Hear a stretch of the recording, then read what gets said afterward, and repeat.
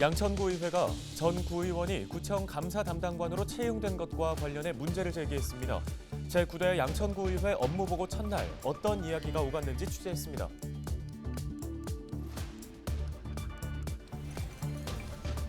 김미경 은평구청장이 서울 혁신파크 부지 개발에 주민들의 기대가 크다며 대학 유치 등 기존의 계획들이 차질 없이 추진될 수 있도록 하겠다는 의지를 밝혔습니다.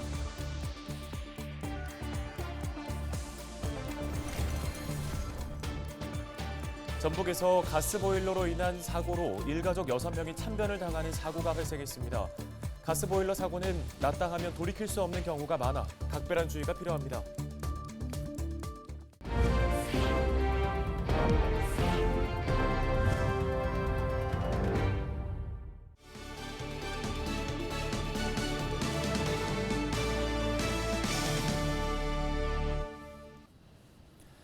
여러분 안녕하십니까? 헬로티비 뉴스입니다. 네, 앞서 헬로티비 뉴스를 통해 전해드렸던 양천구 감사 담당관직 보훈 인사 논란과 관련해서 양천구의회에서도 의원들의 질의가 이어졌습니다. 의원들은 인사 적절성과 전문성에 대한 문제를 제기했는데요. 네, 이에 이인락 감사 담당관은 충분한 자질을 갖췄다고 생각하는 입장을 밝혔습니다. 김진재 기자가 전해드립니다. 지난 지방선거 직후 개방형 직위 공개 모집을 통해 채용된 이인락 감사 담당관. 8대 양천구의원이었던 이인락 감사 담당관은 지난 지방선거 당시 이기재 양천구청장 캠프에서 선거운동을 도왔습니다. 이 때문에 지역사회에서는 인사 적절성에 대한 문제가 제기됐습니다. 심지어 양천구청 공무원 노조는 직접 전문성과 투명성을 검증하겠다는 입장을 밝히기도 했습니다. 개방형 직위로서의 감사 담당관은 좀 전문성이 좀 굉장히 필요한 자리입니다. 그래서 그분이 과연 그런 전문성을 갖추고 있는지, 그 맞는 경력이 있는지 이 부분부터 좀 확인해야 되지 않나. 그 질의, 그냥 그 응답을 좀 받고 만약에 잘못됐을 때는 아니다라고 얘기를 해야겠죠. 감사 담당관이 양천구의회에 첫 출석한 자리에서도 보훈 인사 논란에 대한 질의가 이어졌습니다. 6일 지방선거가 끝나고 민선 8기가 들어오자마자 보훈 인사라고 이렇게 평가를 내리고 있습니다. 저는 절대 보훈 인사보다는 충분히 저 나름대로 자질과 능력을 갖췄다고 생각하고 있습니다. 감사 담당관직을 제대로 수행할 수 있는 전문성을 갖췄는지에 대한 의문도 제기됐습니다. 기초의원 경력 외에는 감사 업무와 관련한 전문적인 경력이 없다는 겁니다.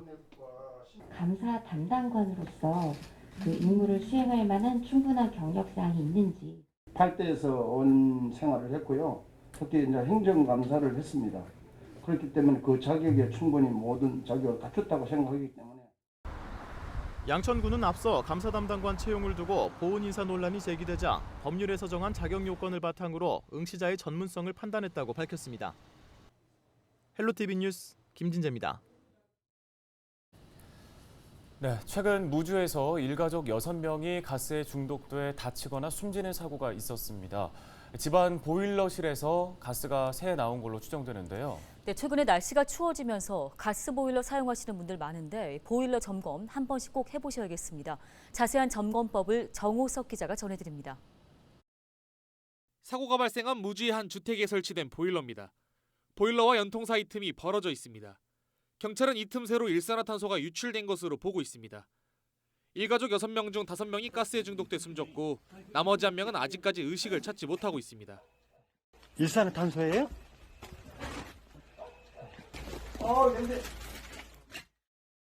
가스보일러 사고는 지난 2017년부터 5년간 21건이 발생했습니다. 이 가운데 일산화탄소 가스 중독이 95%로 가장 많았으며 45명이 숨지거나 다쳤습니다. 일산화탄소는 5분만 노출돼도 목숨을 잃을 정도로 치명적입니다. 하지만 색과 냄새가 없어 침묵의 살인자로 불립니다. 최근 캠핑이라든지 노후된 가스 배관으로 인한 인명피해가 늘어나고 있습니다. 두통, 어지럼증, 구토, 혼수 상태 등 증상이 발생된다면 가까운 병원 또는 고압산소 치료가 가능한 병원에서 진료를 받으시길 바랍니다. 사고를 막기 위해선 무엇보다 점검이 필수입니다. 특히 배기관 상태를 잘 살펴야 합니다. 배기관이 굽었거나 이물질로 막혀 있을 경우 일산화탄소가 실외로 배출되지 않을 가능성이 높습니다. 때문에 배기관 내 이물질은 제거하고 연통과 이음새가 잘 결합되어 있는지 확인해야 합니다. 또 창문을 자주 열어 환기하는 것도 좋습니다. 거주자분들이 이제 실제 저 연통 부분을 한번 체크를 하셔서 거기에 이제 이음새 부분 같은 게 떨어져 있는지를 한번 보시는 게 가장 안전하다고 보시면 될 것 같습니다. 경보기 설치를 통해서 사고를 미연에 방지할 수 있다고 생각됩니다. 매년 반복되는 가스보일러 안전사고. 주기적인 보일러 점검이 최선의 사고 예방책입니다. 헬로티비 뉴스 정호석입니다.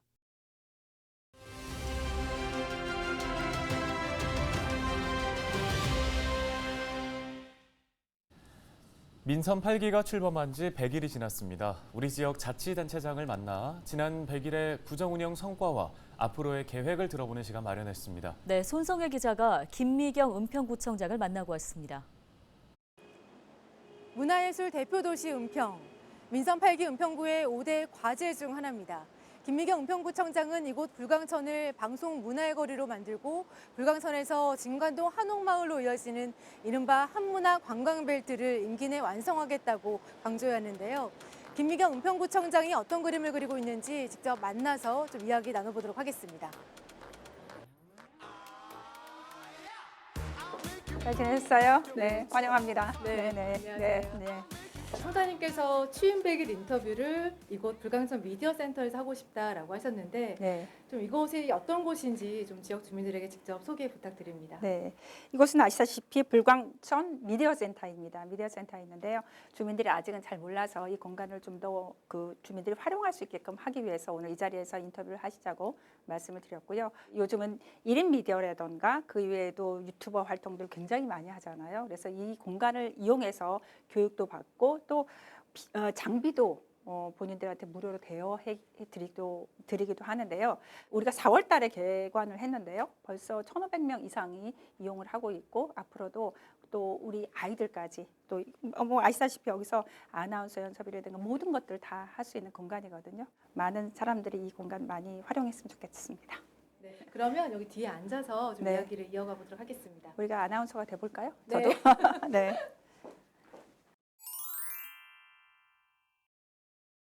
구청장이 되자마자부터 시작해서 우리가 12일 동안 16개 동을 우리 주민들을 가장 먼저 찾아뵙고 동별 인사도 하고 지역의 현안 문제가 무엇인지 말씀도 듣는 시간들을 좀 가졌습니다. 가장 급하게 생각하는 것들이 있었는데요. 이 조직 개편을 했습니다. 왜냐하면 민선 7기에 해야 될 일이 있고 또 민선 8기에 해야 될 일이 있기 때문에 조직 개편을 통해서 저희가 민선 8기가 더 적극적으로 움직일 수 있게끔 그렇게 했고요. 또 민선 8기의 가장 중요한 부분들은 우리 은평구가 지금 크고 작은 개발들이 100여 곳이 되고 있거든요. 그래서 주민들을 위한 또 재개발, 재건축 신속 추진단을 만들었습니다. 서울시 자치구 최초로 제조 유통팀을 만들었습니다. 저희가 코로나 때문에도 굉장히 힘들었지만 실상 제가 선거 기간 동안 이렇게 나가서 주민들 만나면서 제일 어려웠던 부분들이 제조 유통하시는 분들이 가장 어려웠던 것 같아요. 그래서 그분들을 위한 지원하기 위한 저희가 팀도 만들어서 민선 8기가 좀 더 적극적으로 일할 수 있게끔 만들었고요. 또한 민선 7기에 그렸던 그림에 색을 입혀서 이제는 완벽한 은평구가 될 수 있게끔 최선을 다하고요. 또 중단 없이 일을 거침없이 하겠다는 의지를 가지고 있습니다. 교통은 어떻게 보면 도시를 유지하기 위한 어떻게 보면 기본 시설인 거고 또한 도시가 성장하려면 일단 교통 체계가 잘 돼 있어야 되죠. 그래서 은평은 민선 7기부터 시작해서 열심히 이제 교통 공약에 대해서 열심히 지금 달려오고 있는데요. 그 중에서 연신내역 같은 경우에는 GTX A가 2024년에 저희가 완공을 합니다. 그러면 서울역까지는 저희가 4분, 강남까지는 9분이면 도착하거든요. 그렇기 때문에 이 연신내 상권이 잘못하면 다 문제가 될 수도 있고 또 그 상권을 다 다른 곳으로 뺏기는 그런 경우가 발생될 수도 있기 때문에 이 은평구를 업무 또 창업 지역으로 육성하기 위해서는 이 연신내 상권이 굉장히 중요한 부분이라고 생각해서 연신내 상권을 살리기 위한 여러 정책들을 지금 하고 있고요. 그 이외에도 교통 인프라 확충과 경제 활성화 또 문화 정책을 유기적으로 저희가 지금 추진해서 시너지 효과를 지금 가져오려고 하고 있습니다.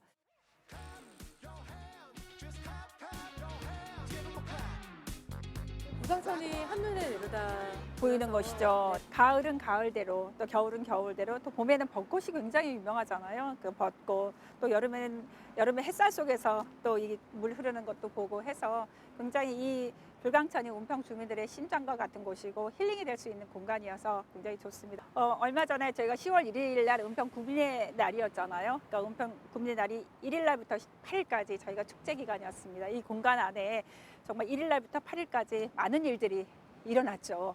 그런데 중간에 이제 비가 오기도 해서 많은 어려움을 겪기도 했지만 8일 날 마지막 축제 휘나레를 마치게 했습니다. 거의 2만 명, 3만 명 이상 주민들이 오셔서 이 공간을 온전하게 축제를 또 즐기셨고 또 주변에 상권이 한 30~40%가 더 활성화됐다고 해요. 그래서 그런 부분들도 주민들께 저희가 힘이 됐다고 생각하니까요. 더 좋은 일인 것 같습니다.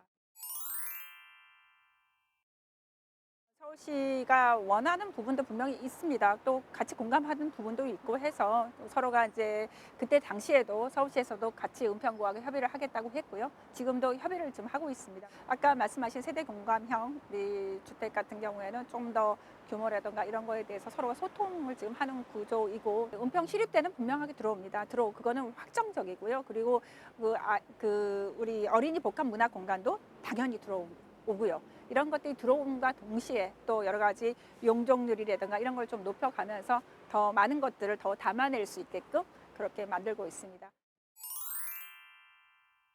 요즘 은평구의 축제뿐만 아니라 여러 가지 그 개발 계획이라든가 많은 일들이 이루어지고 있는데요. 은평 구민과 함께 그 하나하나 그 한 발 한 발 내딛어가면서 은평의 미래 꼭 멋진 은평구 미래 만들어 가도록 하겠습니다. 감사합니다. 뉴스 마칩니다. 고맙습니다.